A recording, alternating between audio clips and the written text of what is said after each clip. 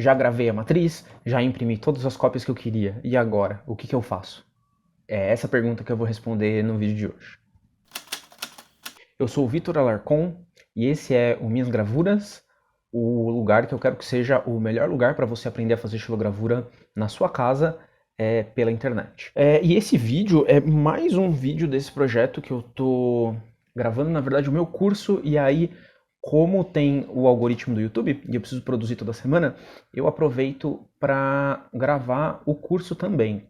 Então, esse é um conteúdo que vai pro meu curso, pro conteúdo pago, então ele não vai ficar disponível para sempre, ele vai ficar disponível só por uma semana. E eu resolvi fazer desse jeito para dar conta, né, de produzir tudo que eu preciso produzir, mas também porque eu acho legal dar acesso para quem tá afim, né? Porque o curso é uma proposta de você fazer no teu tempo e ter acesso por bastante tempo. Mas se você tá afim de fazer e quer vir semanalmente aqui acompanhar o canal, você vai conseguir aprender.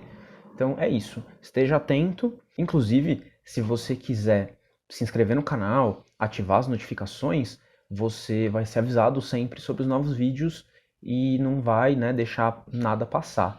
E para quem não faz a menor ideia do que eu estou falando, xilogravura é uma técnica que a gente chama de técnica de reprodução, né? Existem várias técnicas onde a gente vai trabalhar em um material, né, que não necessariamente é uma matriz, e a partir desse material a gente vai fazer várias reproduções da mesma imagem.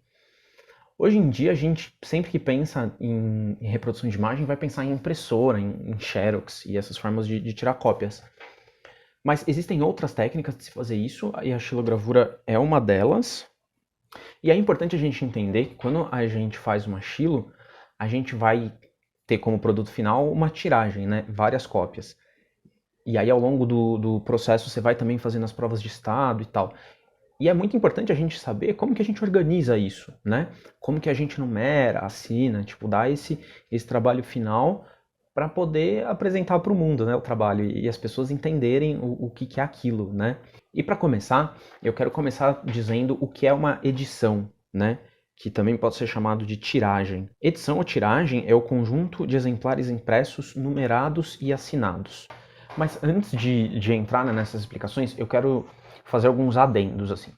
Primeiro, que essa é uma parte que é bem formal e que é uma convenção, na verdade, né? Se você fizer de uma forma, você vai fazer de acordo com a convenção e as pessoas vão entender o que você está fazendo.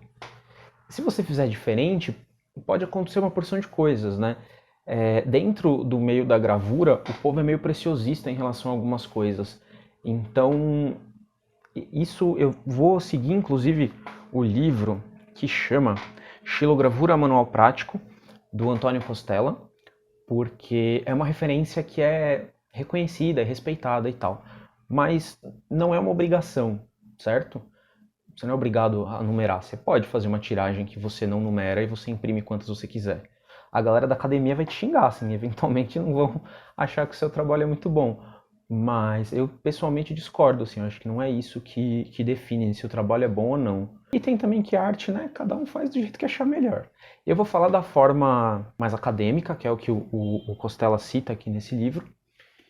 E depois eu vou falar um pouco também das implicações disso e dar uma filosofada sobre a diferença de valor, também de preço, mas de valor de técnicas de reprodução, né, que você produz tiragens, para tipos de arte, tipo pintura, que você produz uma só. Agora que eu já falei esse monte de coisa, vamos pro que interessa, né? Vamos pros conceitos.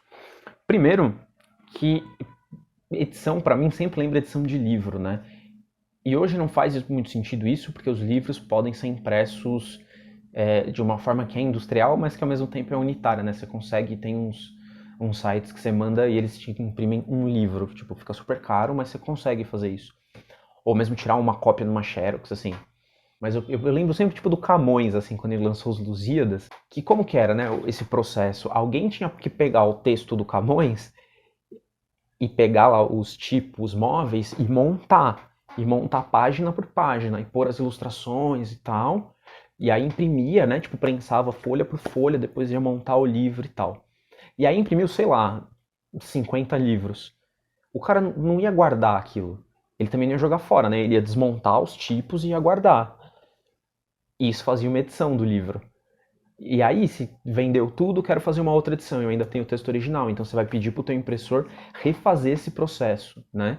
Montar a página por página e fazer outra edição. Acho que isso ajuda um tanto a gente a entender, a lembrar o que é uma edição que também pode ser chamada de tiragem, né? Eu acho que eu já disse, mas eu quero reforçar que uma edição é um conjunto de exemplares impressos, numerados e assinados. E aqui eu vou mostrar para vocês um pedaço. Eu vou mostrar como eu guardo as minhas, né? E aí eu escolhi essa aqui, que é a capa do canal. Eu acho que ia ser legal mostrar o objeto, né? Primeiro, que ao longo do processo, eu vou falar primeiro como que deveria ser, né? Como que o Costella fala no livro, e depois como eu faço. Você vai fazer provas, que são as provas de estado, né? Que funciona assim, você grava, aí você vai lá e imprime. Aí você olha e fala, gostei, mas esse olho aqui tinha que estar mais assim, isso aqui tinha que estar mais desse outro jeito. Aí você faz o quê? Você grava de novo e aí você imprime de novo. E aí eu sempre imprimo no papel mais barato que tem essas provas, porque eu não tenho pretensão nem de vender, nem de, sei lá, de usar pra nada. Eu uso aqui pra proteger as outras gravuras, né? Porque eu tenho uma coisa também que quando eu tô imprimindo, eu vou testando a tinta, a viscosidade da tinta. Então aqui, ó, saiu com menos tinta, aqui saiu com tinta beça. Então eu gosto de calibrar isso, então sempre que eu vou imprimir, eu gero um monte de impressões em folha sulfite, assim, que são impressões que eu não tenho muito... que são teste mesmo, que não tem muito destino. Aí depois tem as impressões, essa aqui tá fora da tiragem também, que são da tiragem em si. E aí como é que funciona? Será que vai dar pra ver? Dá pra ver. Aqui. Aqui tá 8 de 50, né? Por quê? 8 é o número dessa cópia aqui. Ela é a cópia número 8. E essa aqui é a 9 de 50. E assim vai. E o 50 é o número total da tiragem, né? Então, isso aqui é uma tiragem que tem 50 cópias. E aí essa aqui é a cópia número 8. E aí é curioso, e eu vou falar mais pra frente, que isso aqui é original apesar de ser cópia, né? E acho isso uma das características mais legais da Chilo. Uma coisa que eu parei de fazer, porque eu acho que não faz sentido, é dar nome. Mas se você deu um título para sua Chilo e você quer pôr nome, você pode pôr aqui no meio. E depois você vai assinar desse lado aqui.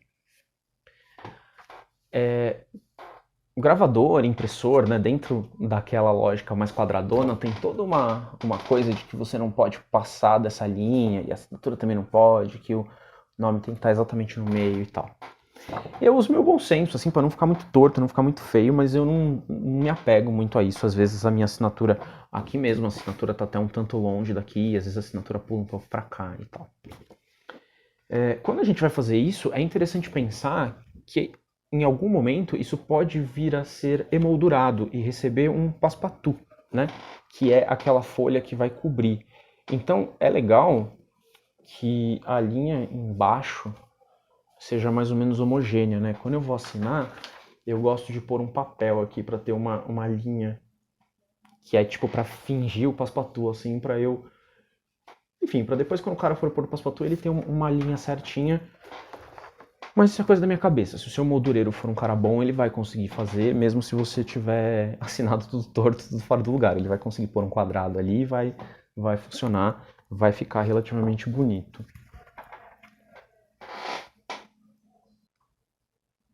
E aí eu chamo isso de impressão final, né? Que é a edição oficial, que vai ser vendida, ou enfim, que vai ir para onde ela tem que ir, para onde eu quero que ela vá. Mas tem alguns outros tipos, né? Tem as provas de estado, que são aquelas que eu falei que eu não numero, porque... E acho que isso é meio erro da minha parte, assim, eu devia ser mais cuidadoso com isso. E essas, você vai colocar P.E, porque é prova de estado, e o número. PE1, PE2, PE3. E você não sabe, né? Tipo, quando você faz a primeira prova de estado, você não sabe quantas você vai fazer até ficar bom. Então não dá para prever e essa informação não vai, né? Não dá para saber quantas provas de estado teve. Tipo, se você tá com a PE10, você vai saber que é uma prova de estado, você vai saber que é a 10ª, mas você não vai saber se teve uma 11ª, uma 20ª, enfim. Mas é assim que a coisa funciona. E tem as provas de artista, porque o que acontece é do artista imprimir, sei lá, eu vou usar número redondo para facilitar a conta, tá? Se o cara imprimir uma tiragem de 100 cópias, ele pode pegar e imprimir 10 cópias para ele. Como assim? Porque, em geral, essa edição ela vai para uma galeria, para um marchand, vai para alguém que vai vender isso. E aí o artista ficaria sem nada, né? Então, você pode tirar 10%, até 10%, né? Se você quiser tirar menos, pode, mas não é legal tirar mais. Para você. E é super legal, assim, se você tá imprimindo, guarda uma cópia de cada, né? Por favor, assim, dessas provas de artista. E essas provas de artista, elas são numeradas mais ou menos da mesma forma, né? Tipo, então é 1 de 2, 2 de 2, enfim, deu para entender, né? O primeiro número é o número da cópia e o segundo número é a quantidade total de cópias da tiragem, com a diferença de que ele vai em algarismo romano, né? Então é I de X e I de X e assim vai.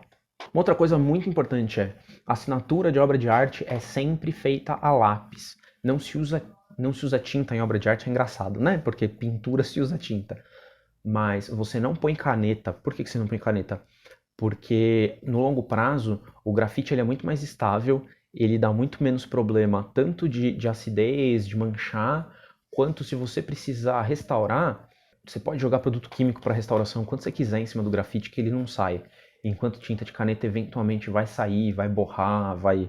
Enfim, o lápis ele é muito mais estável. E outras coisas interessantes de se fazer, que eu ainda não fiz nessa tiragem, que eu preciso fazer, é pôr algumas informações atrás, né? Tipo, pôr seu nome legível, pôr o ano, se você quiser pôr mês, ano, né? Mas alguma referência de tempo, não precisa ser o dia exatamente, mas pelo menos o ano, a cidade, porque a gente começa a vender gravura e você não sabe onde vai parar as coisas, né?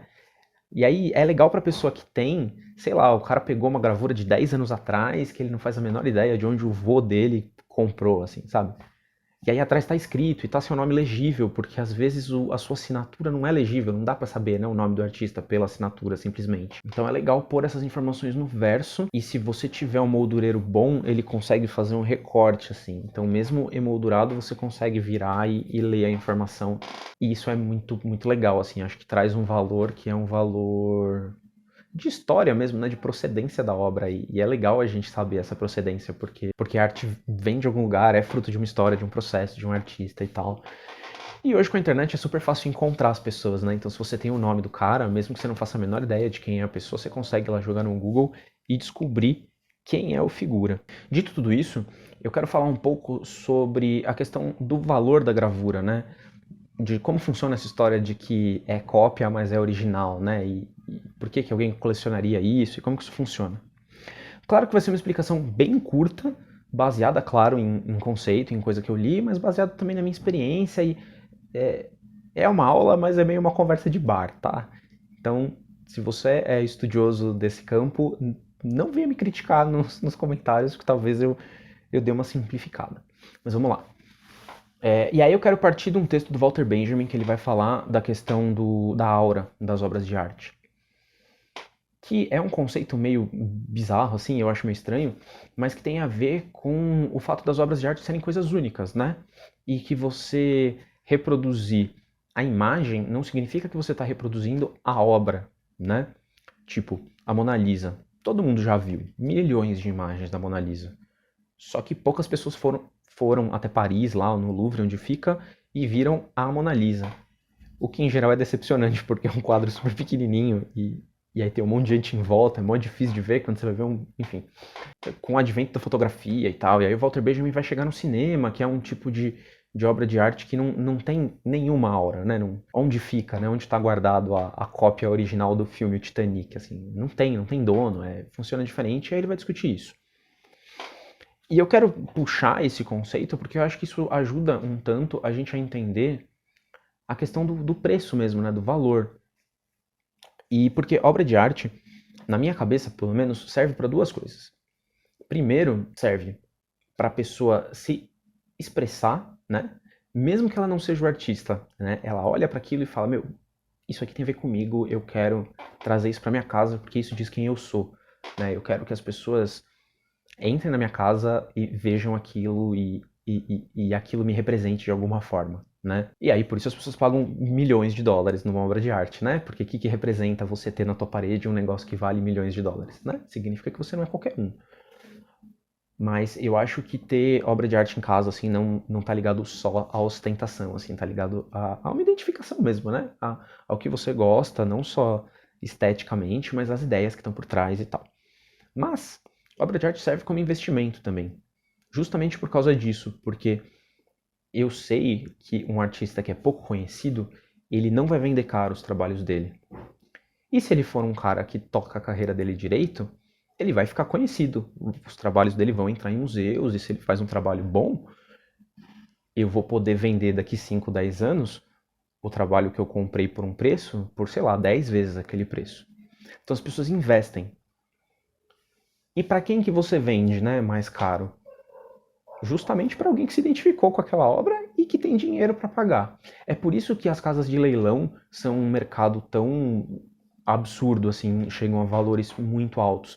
Porque para um cara que é bilionário, pagar 10 milhões numa obra de arte não é muito, não é um dinheiro que vai fazer falta para ele, né?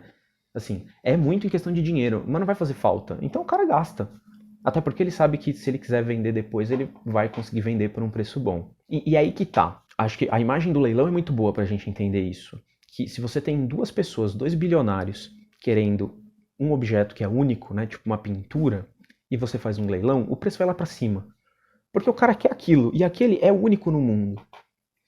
Quando a gente fala de gravura, a imagem que está relacionada àquela primeira utilidade que eu falei, que é da pessoa se expressar, tem cópias daquilo, né? Então, se esse cara não quer me vender, eu tenho outro cara. Eu não preciso fazer uma oferta absurda para ele. Eu posso ir atrás de outro. Então isso acaba segurando um pouco o preço, né? Tanto que é muito raro, eu duvido que você veja uma xilogravura sendo arrematada por milhões de dólares num leilão da Sotheby's ou de alguma coisa assim. Não vai ser, né? Por causa disso, por causa dessa natureza. Mas, ao mesmo tempo, eu acho que essa é a parte legal da gravura. Da gravura como um todo, né? Mas acho que da Chilo um pouco mais. Porque é um trabalho que circula, é um trabalho que não tem essa parte dos colecionadores segurando, assim, né? É um trabalho que o próprio mercado, a própria forma como ele é feito, né? A questão das cópias, faz com que seja mais fácil de circular. Então, é isso. Se você está fazendo gravura para vender, você, eu talvez grave um capítulo inteiro só sobre isso, assim, um módulo lá do curso. Peçam nos comentários. Mas se você está fazendo gravura para vender, você precisa entender que o que você está vendendo é a tiragem, não é uma cópia, né? E para pôr preço, para divulgar, enfim. Esse finalzinho é só uma pincelada, porque esse tema é super cabeludo, assim, é super cheio de, sabe, precisa ler Bourdieu e entender de economia e de uma porção de coisas para entender esse negócio de precificação de obra de arte. Mas, por outro lado, se você quer, né, vender os seus trabalhos, é importante entender um pouquinho que seja disso. Por mais que você não vai ter uma Chilo sua na Sotheby's, mas é importante entender esse mercado, né? Então é isso. Esse foi o vídeo de hoje. Se você ficou até aqui, acho que você está interessado nesse assunto, né? E se você estiver interessado em aprender xilogravura, acompanhar meu trabalho, eu recomendo fortemente que você assine a minha newsletter. O link vai estar aqui na descrição. E lá a gente consegue conversar sem precisar ter a mediação de algoritmos e de ficar rolando feed de rede social e perdendo tempo, né? Lá é uma coisa mais objetiva. Chega toda quinta-feira no seu e-mail uma mensagem com um resumo do que eu fiz, com um vídeo do YouTube, com o meu trabalho. E se você é de rede social, me segue no Instagram, no Twitter. E eu tô ainda aprendendo a iluminar esse vídeo. E me conta nos comentários também se ficou bom. Eu tô achando. Enfim, não sei o que eu tô achando. Mas tá melhor do que tudo dos anteriores, assim. Tô aprendendo a lidar com essas coisas. É isso. Até semana que vem. Tchau.